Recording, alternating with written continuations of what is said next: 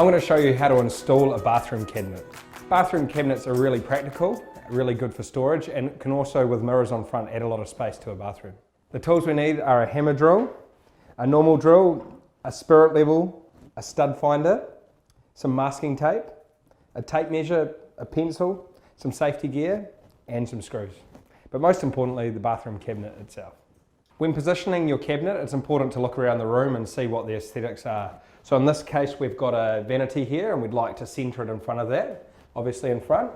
And I'm also looking at the grout line across the top here, and I think that would look really good to have the top of the cabinet lining up with that.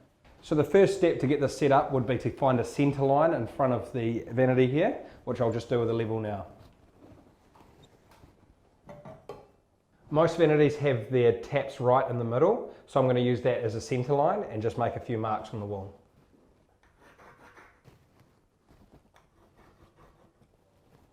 So now that I've got a center line here, I can start to measure the cabinet for its width to find out where we mark it on the wall. I've taken the mirrors and the shelves out of the cabinet just for when I put it up to make it a lot easier for me to handle. So that's 600 millimeters wide, which will mean I need to make a mark 300 millimeters from my center line to the right. Now I've got my mark, I'm just going to level it down as well.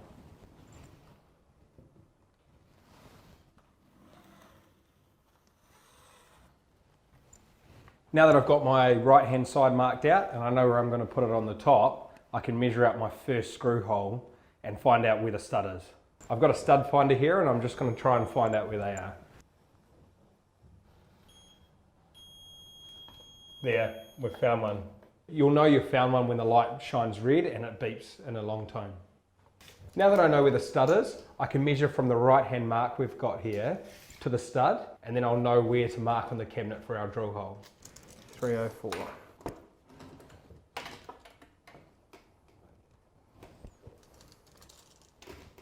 It's easy to pre-drill the holes in the cabinet first, mainly because the masonry bit you need to go through the tiles won't leave a nice finish on the timber, and it also makes it easier when you're putting it up there that the screw won't grab at the cabinet.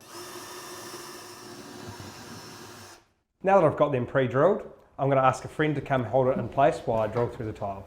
Put that up there on that line. Now that we've got it in place, I'm just going to do a little drill with the masonry bit so I know where to go, and then we can take the cabinet down and drill them through properly.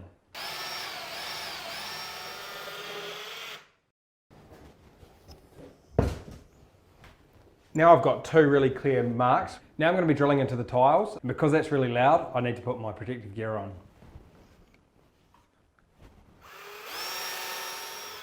Now I'm ready to screw the cabinet in. In this case, because we're going into timber, I just need a screw to go straight into it. But if I was in a situation where I couldn't go into timber, I may need to use a wall plug. Now that that's up, all we need to do is put the shelves back in and put the doors back on, and then we're done. There's a bit of a knack to this. You've got to put the front edge of the hinge in first and then click the back in. It's easier than it sounds. Just remember when you're installing the doors, you want to have the lip at the bottom of the door so it's easy to open.